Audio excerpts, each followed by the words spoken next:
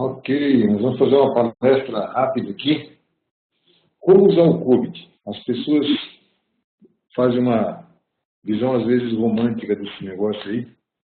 E a ideia dessa palestra rápida é trocar um pouco de experiência com vocês, de alguns anos de estrada usando o COVID, acho que desde a versão 3 eu uso. E é uma mão na roda quando você sabe usar. E a ideia dessa palestra é compartilhar um pouquinho da experiência, falar o que a gente faz em relação a isso, para transferir essa experiência para as pessoas. Então, a agenda é essa aqui, contar um pouquinho da história rapidinho do COVID, o que é que preciso saber como profissional do COVID, que erros que as pessoas cometem, normalmente poderiam ser corrigidos com o COVID, e onde se aplica. Falar um pouquinho de cases também. Bom, e no fim, o que eu ganho com uma formação dessas? Então, essa é a ideia da palestra. Nessa empresa, a filosofia de trabalho é construir sempre formações. Então, todo e qualquer curso que a gente tem fundamentos, de um bom tempo para cá, nós trabalhamos nos cursos que complementam esses cursos. Então, ITIL a gente tem até o Expert, ISO a gente tem até o Expert, e o COVID a gente tem os cursos também que são complementares aos fundamentos. E aí que é gratificante trabalhar com as pessoas, porque você sabe que efetivamente está colocando na mão delas competência, material, conhecimento para aplicar de fato esses frameworks. O grande problema é você fazer um curso de fundamentos e, quando sai, bacana, né? Como é que usa. Né? E, se de alguma forma vocês precisarem interagir comigo, vocês já viram aí, basta levantar a mão ou lançar lá no bate-papo alguma coisa, e aí a gente interage por ali. Tá bom? Podem fazer perguntas à vontade, eu vou respondendo dentro do contexto. Não tem problema nenhum. Esse aqui sou eu, e essa é a pegada das coisas que eu faço. Então, sou instrutor, basicamente, que trabalho em consultoria, implementando esse tipo de conhecimento. Projetos de ISO, projetos de avaliação de ambiente, até de TOGAF, que eu não coloquei aqui, vamos nessa. Sempre pautado em algum tipo de modelo de projeto. Hoje em dia a gente está usando muito Agile, muito Prince. Então dá para misturar um pouco de tudo aqui. Bom, deixa eu perguntar para vocês aqui, se vocês me permitem, rapidinho. Só para eu conseguir, para endereçar melhor. Do lado da direita aí, aparece uma pesquisa, só para vocês me contarem de que área vocês são. Se eu não cobrir tudo aí, peço perdão a vocês. Não deu ainda certo. Eu vou publicar para vocês em seguida.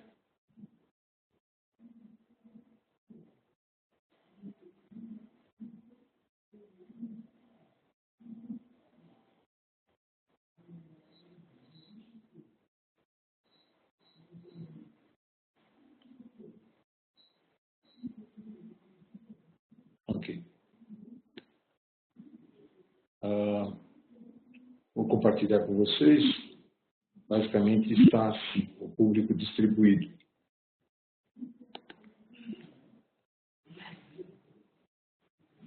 Um pouco de gente, 10% em governança, infraestrutura, operações, service desk, projeto e um pouco de tudo. Né? E, curiosamente, não tem ninguém de auditoria. Às vezes tem, a conversa fica meio pertinente ao assunto. É normal nesses cursos pessoas de auditoria fazerem parte do contexto. É bem comum mesmo. Por isso que eu coloquei auditoria lá. E governança também. É bem pertinente a pessoas que estão com essa missão aí de tentar dar norte para os outros, né? Fazer uso do COBIT para isso. Pessoal de operações, muitas vezes, quer avaliar a arquitetura, risco, e tem esse tipo de pegada. Service Desk, muitas vezes quer saber o que está acontecendo na própria área, qual é o tipo de competência que existe ou não, se está fazendo certo ou não. Então, dá para usar o COBIT também segregado, né? Você não é obrigado a usar ele na sua plenitude. Você tira um pouquinho para cada coisa. Dependendo do tamanho da empresa, sempre tem alguém que faz um pouco de tudo, como tem aí parte do grupo. Vamos ver se eu atendo. O COBIT começou muito tempo atrás com uma forma de passar bastão de auditoria, de um para o outro. A auditoria entrava, outra auditoria saía, e a graça ficava em deixar um pouco de massa crítica para continuar o trabalho. Então, em primeiro momento, para avaliar um pouco a área de TI, é o que foi feito. Então, essa foi a pegada do começo. Deu certo, a partir de um momento que isso tinha, inclusive, uma forma de dar algum tipo de recomendação para as evidências que faltavam ou qualquer coisa assim, criou-se uma camada de controle. Mais ou menos nos idos de 2000, aconteceram algumas atividades de fraude em empresas e a comissão que montou um trabalho nos Estados Unidos, montou um trabalho de avaliação do que tinha acontecido, criou uma lei que até hoje tem gente que nem entende que é uma lei de colarinho branco, que foi copiada aqui no Brasil, inclusive, quase que na sua plenitude, que é a Sarbanes-Oxley. E na parte de TI usaram o COBIT. Daí começou a criar uma relevância desse modelo, basicamente a partir desse momento. Todo mundo começou a ver que aquilo lá tinha uma pegada.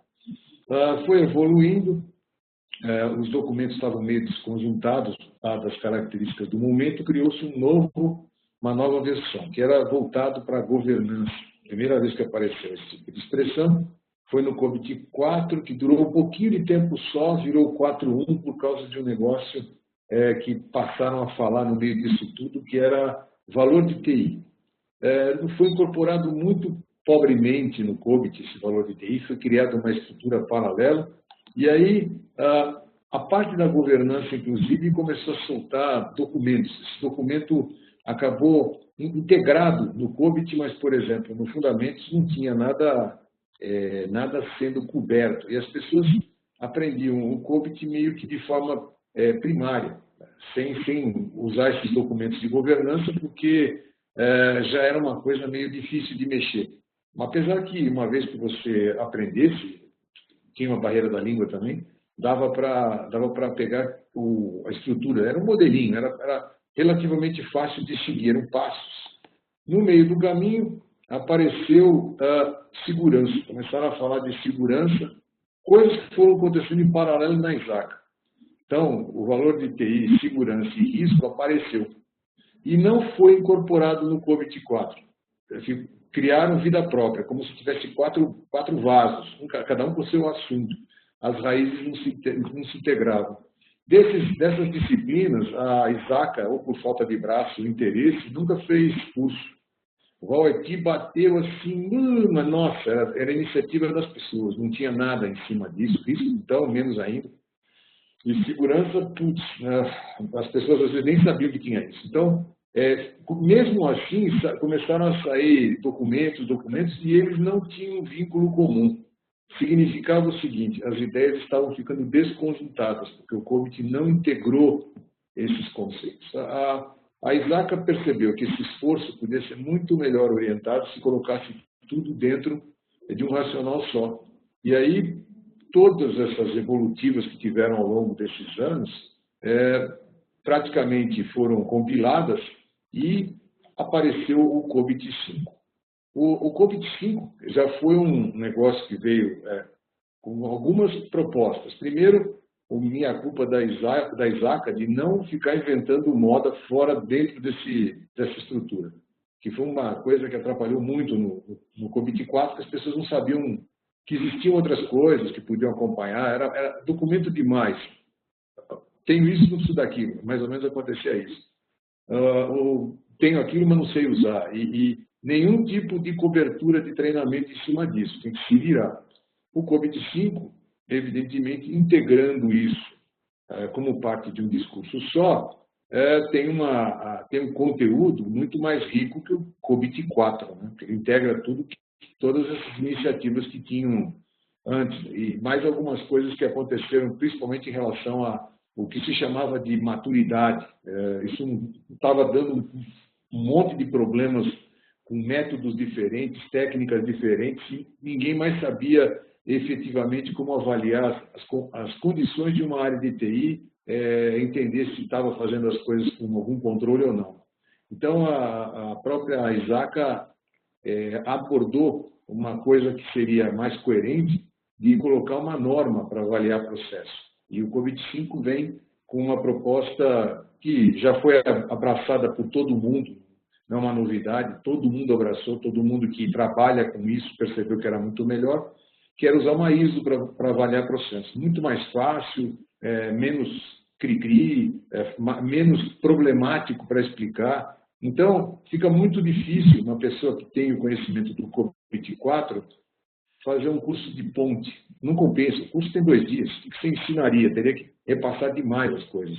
Então, o COVID-5 tem um curso de 2 dias no Fundamentos, e ele é de bom tamanho para quem viu e quem não viu tomar conhecimento dessas coisas todas integradas que saíram a partir dele.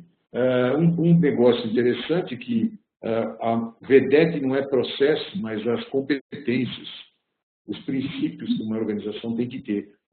Por quê? Porque o processo não é tudo, né? Você tem outras coisas nas organizações. Então, com essa ideia de atuar em tudo, então o COBIT se coloca de uma forma de um ponto central, em que ele atende às necessidades das partes interessadas, que foi tirado do livro. Então, não estou inventando nada com essas bolinhas aqui. Abranger empresa de fim a fim, não deixar fora, porque senão vão falar que tem coisa que está faltando. Então, o risco está aí dentro? Tem. A parte de montar governança? Tem. Gerenciamento de projeto? Tem. Depende do assunto, cobre de fim a fim. E tem uma série de documentos complementares, inclusive, para enriquecer a biblioteca, né? É o modelo único integrado, por aquilo que eu contei para vocês lá atrás, a ciência, né, aconteceu desse jeito, e em determinado momento juntaram tudo e ficou mais interessante, sinceramente. Eu usava o COBIT-4 e pouco usava dos outros também. Se usava outras disciplinas, ficava meio bagunçado. De fato, aqui o potencializou bastante. Ou seja, você pensa de forma mais ampla, mais fácil, né? E separou um negócio que todo mundo confunde, governança com gerenciamento, que é direcionamento com execução do que deve ser feito. Então, tem uma estrutura bem mais interessante que na versão anterior estava separado, estava em uma outra circunstância, que está tudo num lugar só, bem integrado, bem legal, não cresceu a quantidade de processos, estão o mesmo, eles foram readequados, reajustados, vamos mostrar um escopo deles daqui a pouco, e gerou uma nova forma de avaliar a capacidade de alguém executar alguma coisa, respeitando o jeito da empresa. O chassi montado aqui tem como espinha dorsal como uma empresa é. Você não pode misturar uma empresa de vertical bancária com uma empresa de varejo, com uma empresa mais ousada aí de internet. Cada uma tem um jeito. Elas buscam o sucesso, né? E muitas vezes não querem as áreas de TI informais demais, porque tiram as coisas do ar, fazem mudança meio avacalhada, gera muito incidente.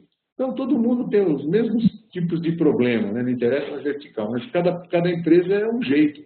Então, essa espinha dorsal, claro, no curso você fala a peça de processo, mas não fica falando só disso. Tem que respeitar como é a empresa, qual é a cultura dela. Então, tem uma série de checklists para você tirar uma espécie de coesão, de qual é o molho que tem naquele lugar. Porque senão você fica só falando de processo e, às vezes, não tem nem uma infraestrutura capaz de suportar o que você está propondo. E, outras vezes, não tem pessoas em condição de fazer o que é necessário. Então, quando você pensa de forma holística, como o slide anterior propõe, você cria uma mistura que tem processo dentro, é claro, mas que tem um conjunto de sustentação mais robusto. Tem gente que acha que processo é tudo, né? Falando em processo, para quem nunca viu isso aqui ou viu, são estruturados dessa forma. Está com essa cor aí porque quando imprime um negócio desse aí, o original fica tudo preto. Então está pintado com essa cor sem graça. Mas dá para ver que está separado em 2 blocos, um verde e um vermelho, né? Assim, parte de cima é a governança. A parte de baixo são os processos de gerenciamento. Então, tem 5 processos voltados para a governança, entre eles aí, entregar o valor, a gestão de risco, otimização de recursos, isso não tinha, nem passava na porta, né? Criar carreira para as pessoas. É interessante isso, porque vai ao encontro de uma das capacitações que o COBIT propõe, né? E uma outra coisa interessante aqui é que os processos continuam com o raciocínio de PDCA. Então, não mudou a pegada. P, D, CA está aqui, a mesma coisa, né? E os processos que a gente lida no dia a dia estão aí misturados com outros, cada um com o seu dia a dia, né?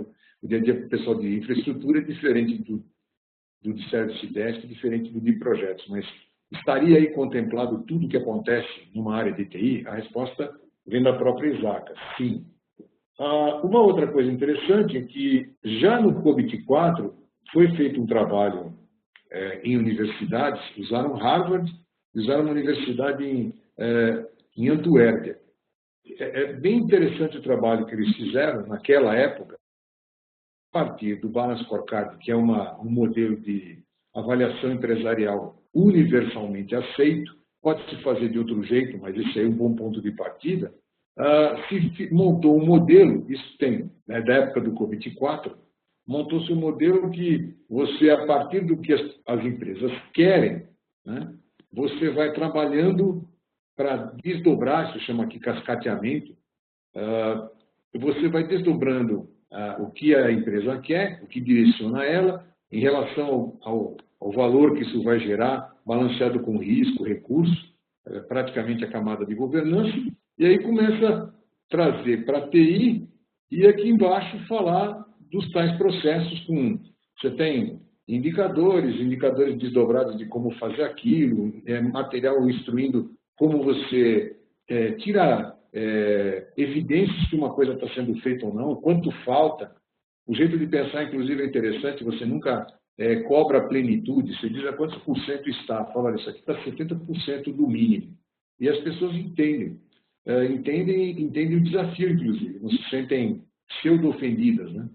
Agora, por trás desse negócio do cascateamento, a grande pegada que já tinha no COBIT 4 continua no COBIT 5 com uma forma bem robusta, é que no final desse tipo de trabalho você gera, assim, pegando aquele desenho anterior, vamos supor que para uma empresa eu encontre a sustentação necessária em processos como esses que eu marquei em preto, e aqui está aleatório, tá? Eu peguei de um projeto e marquei aqui. Para aquele projeto tinha sentido. Então, mesmo assim, existem tantas citações nesse cascateamento que você desdobra ele. Você pode, por exemplo, construir uma segunda onda. Isso é tudo hipotético. Como isso aqui eu tirei de um projeto para mostrar a experiência para vocês, nessa organização tinha esse problema. Eu tinha alguns problemas lá, cuja solução podia estar com esses processos instituídos. Se tivesse instituído, muito que bem. Se não tivesse, trabalhar para que isso aqui virasse a estrutura capaz de sustentar aquele modelo ou a necessidade daquela empresa. E foi o que aconteceu. Esse projeto aqui, por exemplo, ele foi feito em 2014 para 15 e foi feito nas ondas desse jeito. Você pode chamar de PEC, Planejamento Estratégico, PDTI ou qualquer coisa que o valha, roadmap, guia de implementação. E aí, normalmente, os projetos saem com esse tipo de amplitude, um ano e meio, e com uma quantidade X de processos dentro que aquele lugar consegue engolir. Se você quiser colocar os 37 na primeira onda, a empresa quebra, né? Não tem o menor sentido, é uma tremenda bobagem, fica completamente sem foco, um esforço completamente sem pé nem cabeça. Então, o que se faz, por exemplo, é trabalhar aqueles processos que têm mais sentido para sustentar a empresa como um todo. E tem mais, né? Eles têm que ter uma certa equalização para envolver o tal do PDCA, né? Você não pode ficar fazendo só processos de planejamento. Ninguém aguenta, né? Você fica só em planejamento, a coisa não anda. Com as partes interessadas, Renato, quando você vai fazer esse trabalho aqui, né, tem uma série de perguntas vindas do Balance Scorecard. Praticamente você parte do Balance Scorecard puro e vê se aquilo tem sentido para elas. O que é que está pegando na empresa nas 4 dimensões, do cliente, interno, financeiro e inovação. É muito simples, praticamente você não enche o saco dos gestores, com muito guerre-guerre. Você fala na linguagem dos caras e fala, isso aqui é o Balance Scorecard, a maioria sabe o que é. Você às vezes já chega só para validar, porque uma conversinha com quem manja da organização, ninguém chega de bobeira nesse nível, né? Então você já chega às vezes com um material pré-acabado, nosso entendimento é este, você só valida, isso acontece diversas vezes, eu estou num projeto agora cujo resultado será assim, nós fizemos, não pressupondo, mas a massa crítica das pessoas que foram entrevistadas deu claramente alinhamento com o cascateamento aí. Então, isso não é uma coisa muito difícil de fazer, é bem simples até, pela premissa de que você parte do Balance Scorecard e pensar do jeito clássico como ele se propõe. Ele não precisa implementar o Balance, mas você usa o Balance para equalizar isso. Vamos supor que eu não tenha esse tipo de meta, eu tenho que entrar na bolsa. Eu vou entrar na bolsa. Então, em vez de usar o Balance, você já entra com o próprio modelo da bolsa. Eu sou uma empresa que eu tenho uma relação com governança pública, então o TCU vai me cobrar. Você coloca as metas do TCU aqui em cima. Okay? Quando não tem nada, você usa o Balance, que é universalmente aceito. Quando tem, você começa a ver como é que você consegue conciliar essas necessidades. Bom até colocar meio que aproximado ao Balance, isso aqui é bem fácil de desdobrar. Você não fica se matando muito para chegar efetivamente nisto e propor isto, que é o que as pessoas querem no final. Né? Uma outra coisa que se faz quando você consegue montar esse trabalho é book de indicadores. Então, isso aqui eu tirei de uma organização que tem a perspectiva interna, para quem não entende o que é o Balance, quantas pessoas você tem, quanto houve de treinamento. Aqui é hipotético para essa empresa, tá? Quanto foi as certificações, quanto foi usado de treinamento, esse foi o foco desses KPIs. Na financeira, os custos de serviço desk, operações, projetos. Então, esse é um raciocínio de gestão. Então, o desdobramento de indicadores e usar normalmente o resultado disso para montar um IT Scorecard pode levar para um modelo como esse aqui. Exemplos, isso aqui é só um exemplo, não quer dizer que tenha que ser assim, mas quando se tem uma coisa dessa é bom para caramba. Do jeito como o COBIT se posiciona, se você tem alguma iniciativa, qualquer uma, ele encaixa. Então, eu faço gestão de projeto, não perde nada, agrega. A gente fez aqui uma análise de arquitetura, agrega. A gente fez uma análise de CMMI, agrega. A gente fez um monte de coisa de arte, agrega. Você não perde nada. Até quando você pega os processos do COBIT, no fim tem uma referência cruzada. Esse processo você melhor compreende, implementa usando tais frameworks. E às vezes tem lá ITIL, ISO 31, 27, mistura norma com framework, mas é bom porque você sabe de onde é que eles usaram as referências. Então, quando você faz um trabalho com o COBIT, você não perde absolutamente nada do que porventura tenha sido feito, você incorpora. A ideia, inclusive, é que esses tipos de esforços eles consigam responder 2 questões, né? Primeiro, o que é que tem que fazer para não ficar batendo cabeça? Que está aqui, o que é que tem que se fazer? Quanto mais para cima você vai nesse modelito aí, mais você responde o quê? Quanto mais para baixo você vai, mais riqueza tem nos detalhes de como fazer. É evidente que a junção de alguns aqui torna a ideia muito mais robusta. Mesmo quando você vai implantar alguma coisa, usando o modelo de implantação do COBIT, ele copiou uma ideia que todo mundo já faz, né? Faz um modelo aqui de melhoria contínua, só que fez uma coisa bem interessante, diferente do que eu já tinha visto antes. Divide a melhoria contínua em 3 momentos. Não precisa chegar até o fim para pensar o que vai melhorar. Qualquer ação que você tome, esse ciclo, essa bola aqui, ela é dividida em 7 fatias, né? Dependendo da fatia que você está, você sempre tem um pensamento do projeto, que aqui pode ser mais de um projeto, então é um programa. Você pode ter uma linha de ação de como vai ser feito as coisas e já o aprendizado. Isso para certificação em ISO é bárbaro, que ajuda a empresa, inclusive, a sair do modelo de defesa em que é meu, eu, do teu lado, nada, parará, parará, para usar aquele momento nosso, né? O famoso nirvana, que as pessoas são difíceis de entrar. Essa pizza aí, ela montada é desse jeito aqui. Então, aqui dão os 7 passos. E se alguém aí fez alguma coisa de átio, vai encontrar uma imensa similaridade porque beberam na mesma fonte. Só que aqui, de uma certa forma, explica como implementar, é mais detalhado nesse aspecto. Diz mais o que tem que fazer. É bem interessante. Já uso isso aqui como parte de repositório de trabalho e, sinceramente, fica difícil quando você tem que partir sem esse tipo de raciocínio, porque você dá um pouco de tiro no escuro, como sempre, né? Quando você parte desse modelo, inclusive, isso aí você cola em um projeto direto. Você pode pegar a arquitetura do PMBOK lá, os passos, e o resultado dessas ações nas pizzas vai alimentando o teu projeto na boa. Inclusive, esse curso a gente costuma dar misturado com montar um projeto. Quer dizer, a pessoa entende as fases de um projeto e cada resultado de um trabalho de uma dessas pizzas dessas fatias de pizza, vai colocando insumo para o projeto ficar bem robusto, pode ser em Prince também, cria um business case bem interessante, porque você olha para todo lado. Aí existem circunstâncias, inclusive, eu tenho uma baita iniciativa de COBIT 4, rasgo e jogo fora? Não precisa, absolutamente. Pensaram nisso, né, para não fazer uma bobagem de criar um monte de órfão, né? Então, pegaram e fizeram um modelo de integração. Quer dizer, você tem um projeto que eu estou fazendo agora que a gente vai migrar 3 anos de trabalho em COBIT 4, naturalmente, para o linguajar do COBIT 5, sem chutar a perna de ninguém. E, assim, inclusive tirando o ganho da visão que você tem olhando para esses processos. O modelo de avaliação de processos, inclusive eu citei em passando, é baseado numa ISO, que tem 18 anos essa ISO.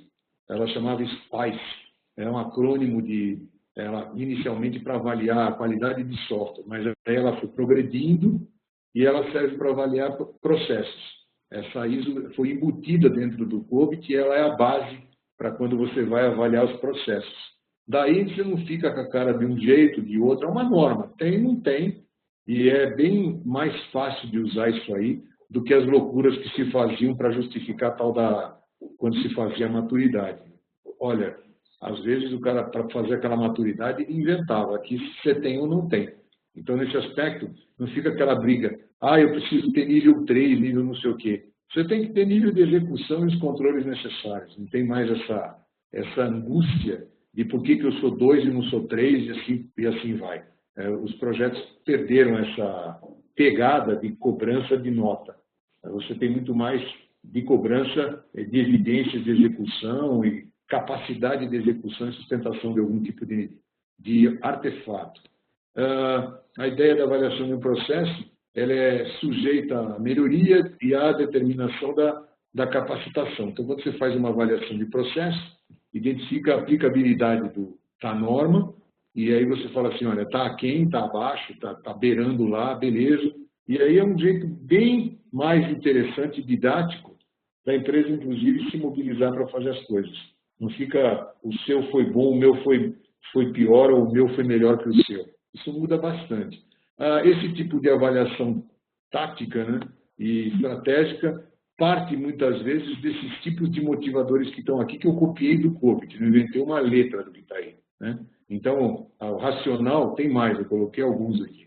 Aumentar custo, sem percepção de valor, incidente relacionado ao negócio, perda de dados, falha de projeto, problema de terceirização e quem você contrata não entende exatamente o que você quer, ou o contrato não foi bem feito, ou sei lá eu o quê, e com o passar do tempo todo mundo se odeia. Problemas de regulamentações, capacidade muitas vezes restrita, às vezes está tudo muito bem, aí aparece uma auditoria e fica apontando o dedo, recurso insuficiente, gente insatisfeita, mudanças que o negócio provoca com muita frequência, que mela tudo. Então, esse é o tipo de trabalho, normalmente, que o COBIT ajuda a diminuir ponto de dor, né? fazer uma pergunta para vocês. Como é que a TI, na experiência de vocês, não necessariamente no emprego, né? Eu coloquei aqui como a TI é vista na sua empresa, mas, putz, é anônimo. É só para a gente falar, o Brasil é assim, o Brasil é assado. Né? E é interessante porque aqui é uma caixinha de surpresa quando eu faço essa pesquisa nessa forma. Eu nunca sei o que volta. Tem de tudo. Eu vejo, às vezes, de tudo como resposta. E, às vezes, tem um balanceamento para um lado diferente do outro.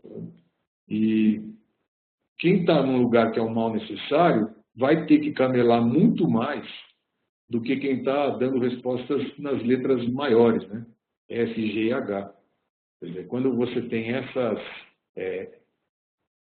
questões entre a A e a E como parte da experiência, é muito traumático, né?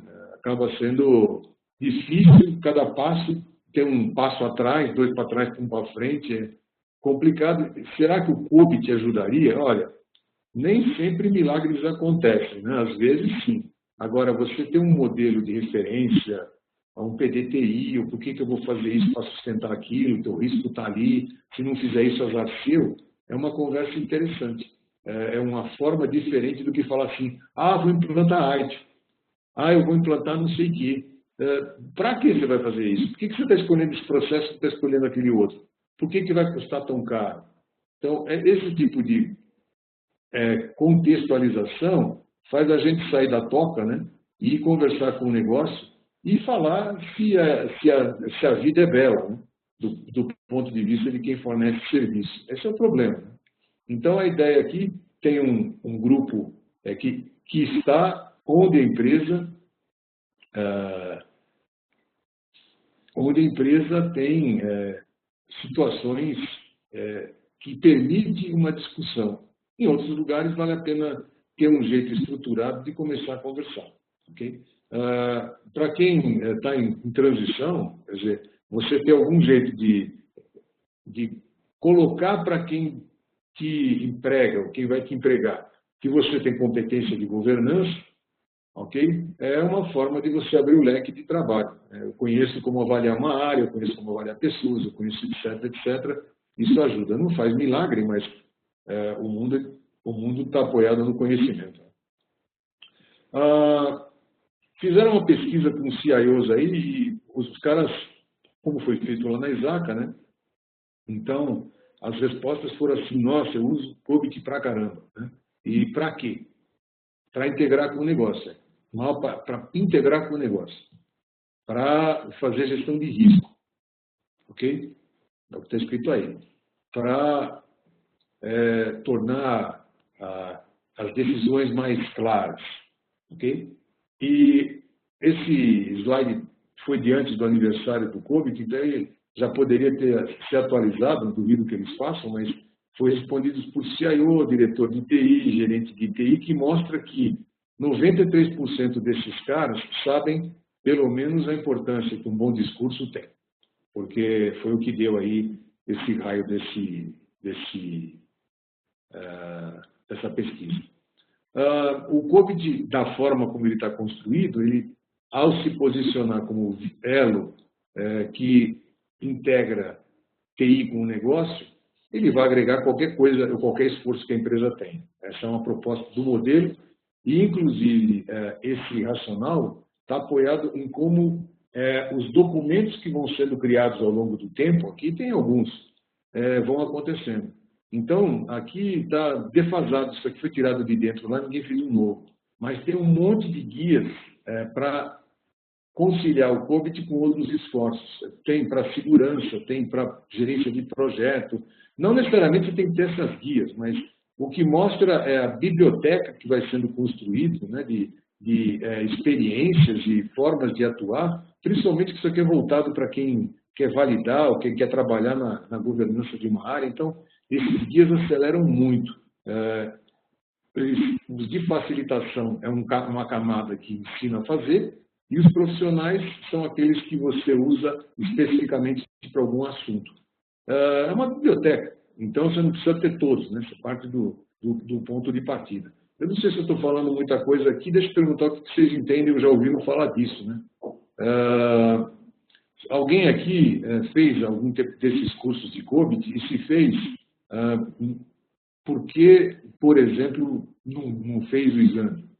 Isso é um negócio que às vezes deixa a gente curioso. Então, estou abrindo uma pesquisa para vocês com esse racional. Eu vou publicar para vocês também, né?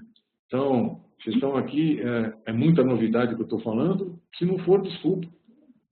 Difícil você conseguir conciliar as coisas numa proposta ampla, né? Mas a ideia aqui é mostrar para vocês que tem um caminho interessante para quem ainda não sabe. E contar um pouco do que a gente faz com esse tipo de framework.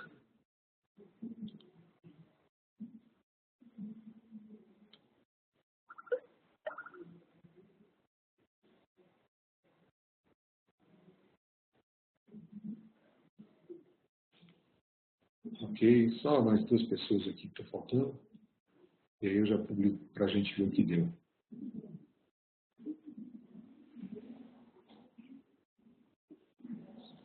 Ok.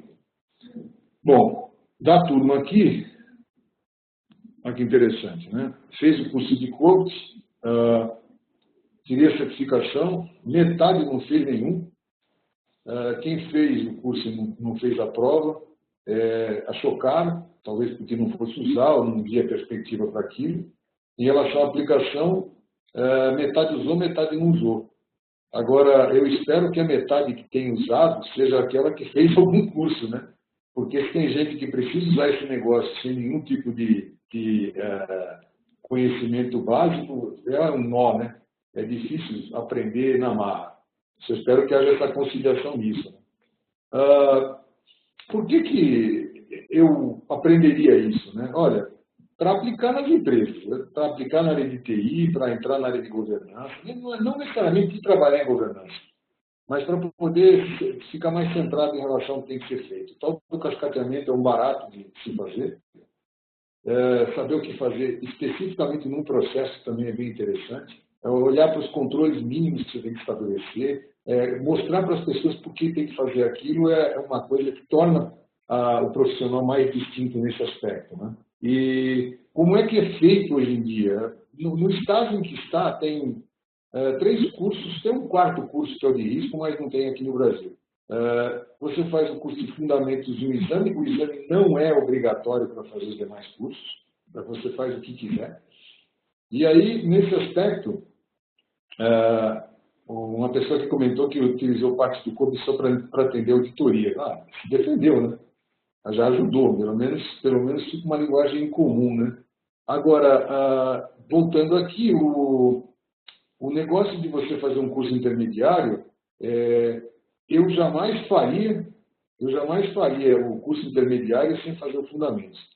A pessoa simplesmente boia. Ela fica, mas eu fiz o COBIT 4. Boia. Porque falta coisa. Falta coisa. E se não quer fazer o fundamento, não tira proveito do curso. Porque tanto o de implementação quanto o de assessor lá, os dois, você praticamente fica 80% do tempo fazendo exercício. Você passa um pouco de conceito, a pessoa fica com o manual usando. Usa. O de implementação já está em português, quando não estava, a gente traduziu no soco. E o de acesso não está em português, a gente traduziu no soco, porque as pessoas querem manipular o negócio. Tanto é interessante que as provas desses cursos, para quem faz, ela é feita com o manual na mão. Você usa o manual, com anotação, com tudo. Você põe, a prova é uma visão prática da coisa. E qual a diferença de um curso para o outro? De implementação, você aprende a implementar. O de acesso, você aprende a levantar se uma área está dentro do caminho ou não. Então, o que é que mais sai? As pessoas fazem implementação numa relação de 3:1 ou mais. Os cursos de implementação estão acontecendo com mais frequência, porque tem mais sentido, né? Nem todo mundo vai ser auditor interno, mas tem gente que faz a implementação para fazer melhor o acesso, para entender os dois lados do balcão, ok? Mas é interessante porque eles não têm nada em comum no seu corpo. Os documentos são diferentes. Um dá o tiro, o outro é o alvo. completamente complementar um curso do outro. Mas quando você tem o conhecimento da implementação, você sabe o que deveria fazer ao ser questionado pelo auditor. Colocaram assessor, né? Para não colocar auditor, porque teria que colocar auditor interno, coisa parecida. Ok? Muito bem. O que aconteceria se vocês tivessem conhecimento desse assunto nessa pegada? Vocês acham que ia mudar alguma coisa na vida de vocês? Né? Estou a perguntar agora, né? Se isso mudaria. Né? Não questão é alto, médio e baixo. Você daria uma contribuição relevante para a organização. Quem já fez e mexe com isso, provavelmente vai atuar numa relevância mais forte, né? Mas é interessante como as organizações hoje, com crise e tudo, estão tentando fazer o famoso mais com menos com competência, né? Não é só cortando com a faca.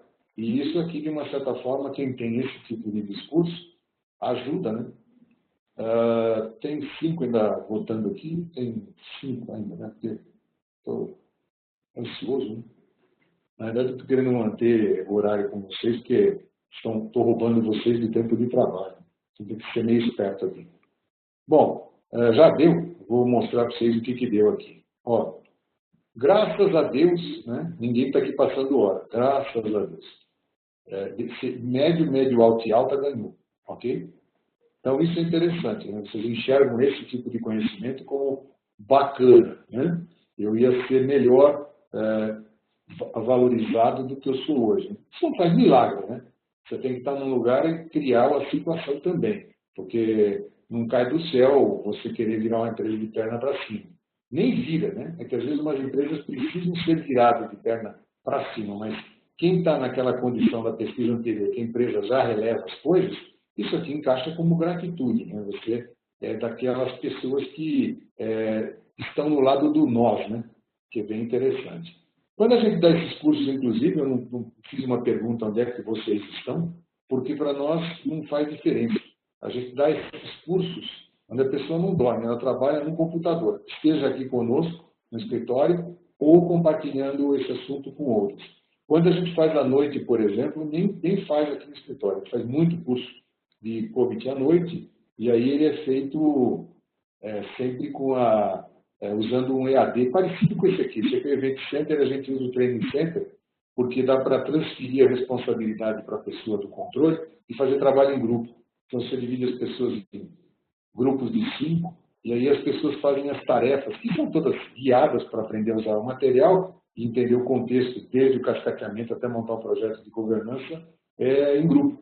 E eu vou começar a colocar, a gente faz pesquisa de opinião no final, e é muito gratificante as pesquisas. Eu só bateu na ideia agora, poderia ter colocado algumas pesquisas para vocês verem de fim de curso aqui, para ver como as pessoas acham agregador esse conhecimento. Então, a gente usa um EAD que estamos usando, sei lá, desde 2010 ou 11.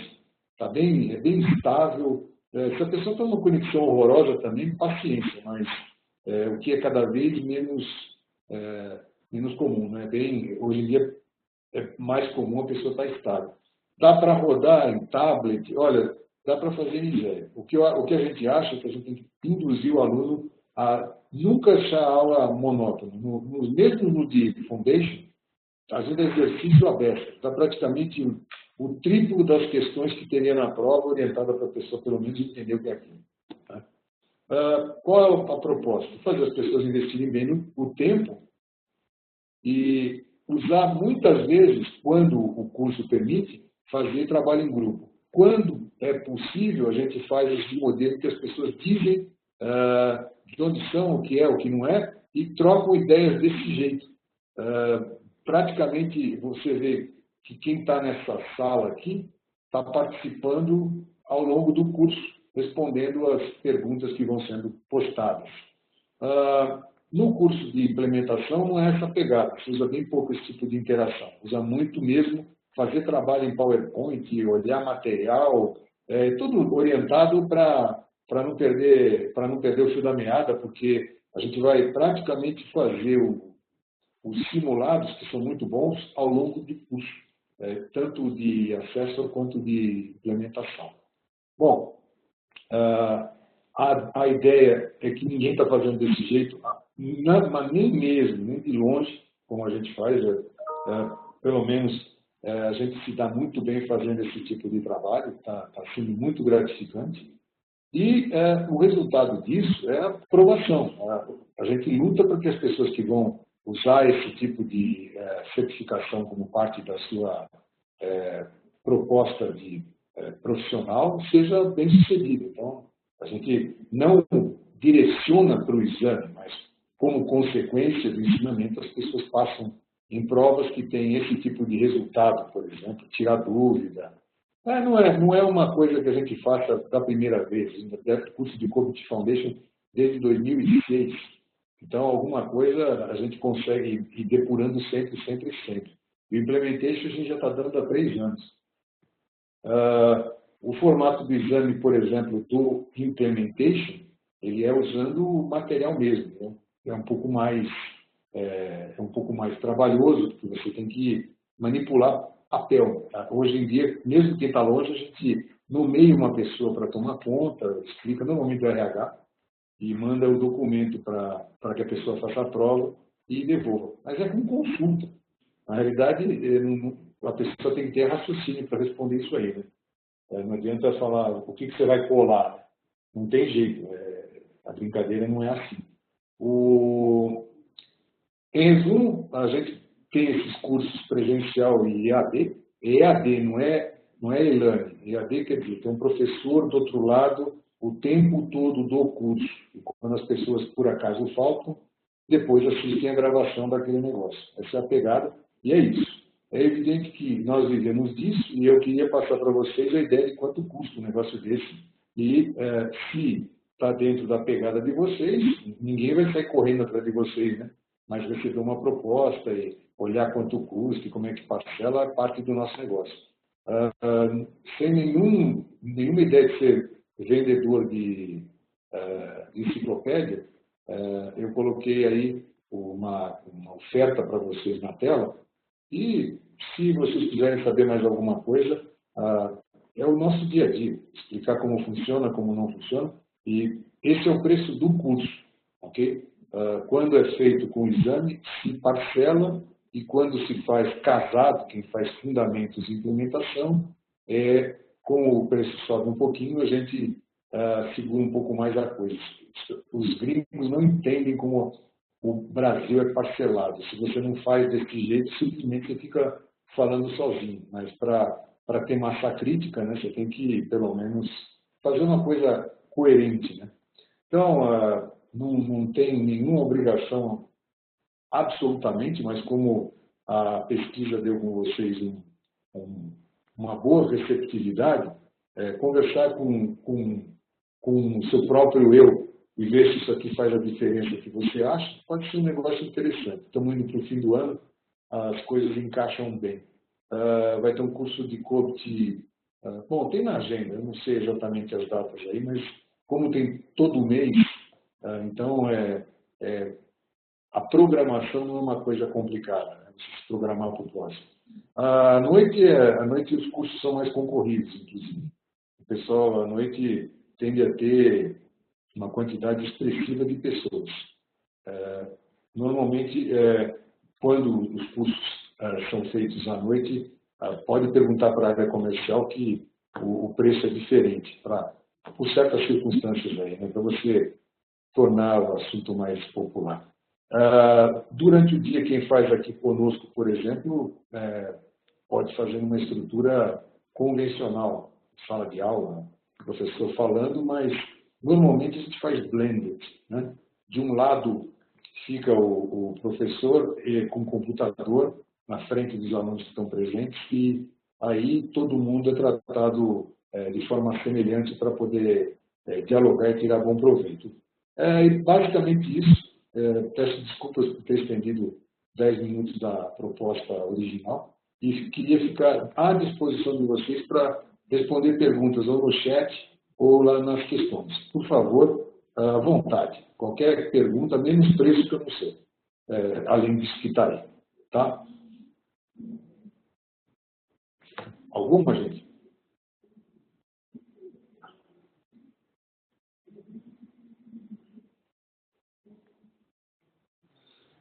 Olha, é exatamente o que eu não sei, João. Não sei o preço da certificação. É uma questão aí da área comercial passada. O de fundamentos é mais caro que o próprio curso. O de implementação acho que é mais barato. Ok? É isso aí. Mais alguma, gente? Se não, eu só tenho a agradecer a presença de vocês. Terei um público bem legal. Acho que, espero que tenha essas iniciativas a gente tem sempre.